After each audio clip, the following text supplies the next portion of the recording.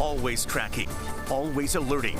This is Next Weather. Well, the good thing about these showers, they're fast moving, right? So Fort Lauderdale, Hollywood right now getting in on a fast moving little cluster here. Not going to be torrential rainfall, but it's annoying to get into your weekend here. But it could have been much worse. The models had anticipated a lot of rainfall. We talked about that last week, but you started bringing the rain chances down.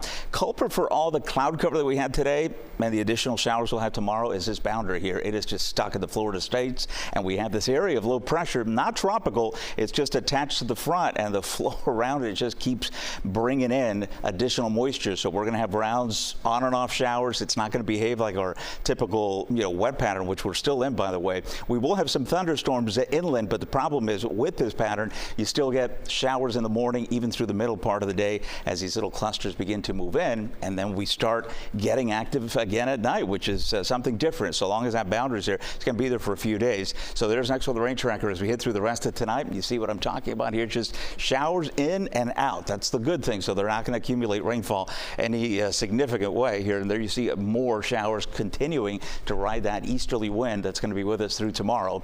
And then rain tracker showing again quieting through the late evening. And then once again, just like clockwork, more showers on the way. That is a persistent pattern that we're going to be in, but it's not one that, provides us with a lot of rainfall. So as we head through the next 48 hours, we'll get about a quarter inch, half inch, some isolated 1 inch totals here, but that is manageable in 48 hours. Not a problem at all for us here. And I think your Sunday just looks a lot like it did today with a lot of cloud cover and those showers. Pretty quiet across the Atlantic. We'd like to see that in the Gulf and the Caribbean because this time of year, that's where we look. Nothing there, but we do have this tropical wave that to me is really getting organized quickly here. We've got a broad circulation. Will eventually tighten up and we'll get our tropical depression here. If it turns into a tropical storm, where you see that orange there, it becomes Jerry, and we're going to have to follow this one here for the islands.